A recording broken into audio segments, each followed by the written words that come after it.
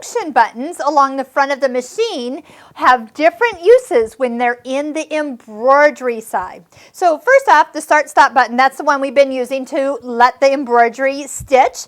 If you have your foot control plugged in, you can use that, just you have to hold your foot down on it, but sometimes it lets you take a couple stitches at a time or so a little bit slower.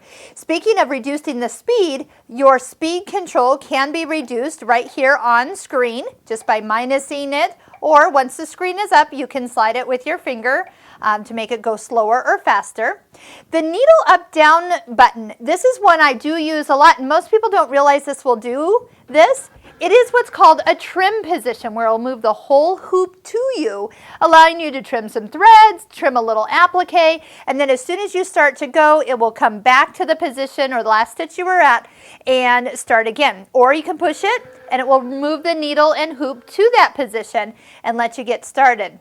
Now the fix button is something that we will talk about with the basting in the hoop video. Notice right here it put a dotted box around the design that I have on the screen.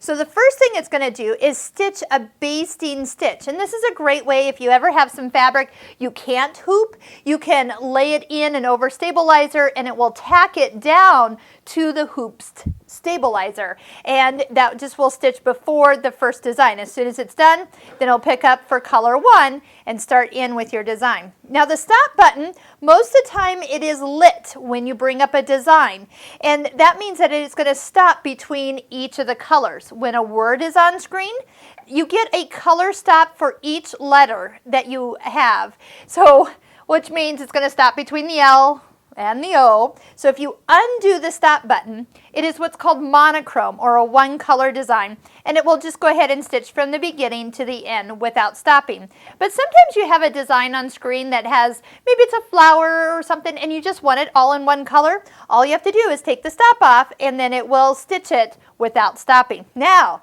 sometimes when people get in a panic, something's wrong with their embroidery, they hit the stop button to try to stop the machine, which then turns off the color stops, and then if you don't realize you have turned it off, then when you start it up again, after you fix the problem, voila, the design stitches all the way through without stopping. So if you want the stop on, make sure it stays on.